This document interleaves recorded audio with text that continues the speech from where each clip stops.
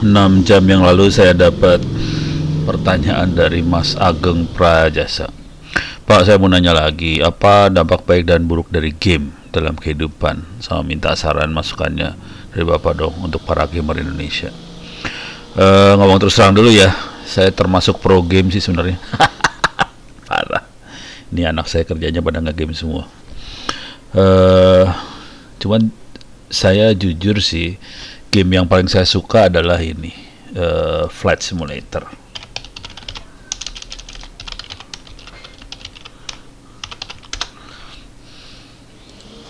Oke, nih game yang paling saya suka asli. Saya pengen jadi pilot sih sebenarnya. Saya pengen masuk ke dunia penerbangan, tapi nggak kesampaian. Akhirnya saya mainnya game. Tapi dari game ini jadi belajar banyak sih ternyata, karena Flight Simulator cukup presisi ya, cukup akurat banget frekuensi yang dipakai di airport frekuensinya berapa aja, airportnya arahnya mana, apakah di tower itu ada fasilitas buat instrumen landing system, terus gunungnya di mana segala macam, cukup akurat banget. Jadi kalau kita main Flight Simulator itu cukup membantu lah buat mengerti dunia penerbangan, terutama dunia penerbang ya, bukan penerbangan, dunia penerbang. Jadi kalau saya ngelihatnya game positif-positif aja sih, kalau nggak terlalu kecanduan banget ya. Kalau saya ngelihatnya ini bagus sekali buat pendidikan, pengenalan sebuah dunia tanpa perlu kita ngambil resiko yang tidak perlu, seperti kapal terbang nabrak gunung kan mati. Kalau di Flight Simulator kapal terbang nabrak gunung nggak apa-apa. Jadi kita bisa seperti itu. Bahkan salah satu game yang saya suka adalah game-game saya sukanya game strategi kebetulan, seperti Red Alert. Mungkin udah pada nggak tahu sih Red Alert. Red Alert tuh. Ini udah game lama banget sih. Kalau saya udah main gitu diketawain pasti. Ya, Pak Ono masih main game Red Alert. Tapi kan ini melatih strategi. Dalam arti, oke, kita harus kalau mau ngancurin musuh seperti apa caranya? Energinya yang dihabisin duluan, sumber energi dimatiin, sumber duit dimatiin, baru kita bisa ngancurin musuhnya. Tapi ini Red Alert yang, Red Alert 1 berarti saya, bukan yang 2 ya.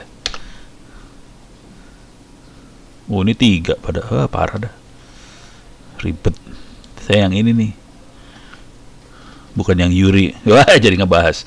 Tapi intinya kita belajar banyak dari situ dan kita melatih otak kita untuk bekerja. Dan ini terutama kalau game-game simulasi sih kerasa banget. Di dunia kerja pun pilot-pilot pesawat terbang semua juga harus masuk ke simulator kan, buat ngelatih keterampilannya dia. Misalnya menghadapi cuaca buruk seperti apa segala macam.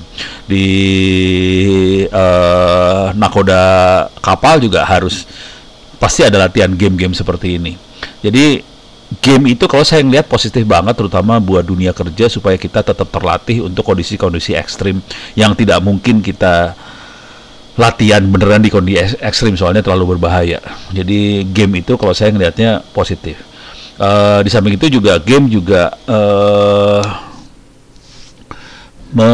apa ya? Kalau saya sih ngelihatnya untuk mengasah imajinasi kita untuk sesuatu yang lebih dahsyat lagi, gitu, lebih baru lagi dan sebagainya. Kalau efek negatifnya sih terutama kalau kecanduan sih. Jangan sampai kecanduan lah. Sesuatu yang kecanduan nggak usah game lah. Makanan kecanduan juga bahaya. Jadi gembul kan, jadi kacau. Jadi segala sesuatu kalau proporsional nggak masalah. Kalau sampai kecanduan baru bermasalah. Tapi kalau saya melihatnya positif aja sih kalau game. Asal jangan terlalu over aja, nggak masalah gitu. Dan banyak sekali kita perlu game-game ini sih. Ini perlu banget sih buat membiasakan hal-hal yang kita belum biasa. Paling gampang misalnya ke dunia kerja lah. Kalau langsung diceburin ke kerjaannya kan bonyok ya. Mendingan kalau bisa dalam bentuk game simulasi. Jadi gamenya lebih ke simulasi sih kalau saya. Simulasi kondisi yang sebenarnya. Dengan cara itu kita banyak terbantu sebelum kita terjun ke dunia benerannya. Jadi nggak kaget-kaget banget di dunia benerannya. Kalau di game kan kita boleh salah. Kalau di dunia beneran kan kita harus minimalkan kesalahan. Kalau terlalu banyak salah kan bahaya gitu. Jadi game akan membantu sih. Itu cuman yang pasti anak-anak saya, terutama si Bontot itu, karena gamenya dia bahasa Inggrisnya nyerocos banget. Parah. Sampai dia bilang ke bapak ibunya, udah bapak, mama, papa udah nggak usah ngomong aja, bahasa Inggrisnya jelek. Ya, capek deh. Gitu. Kalau saya sih positif, asal jangan over, itu aja sih.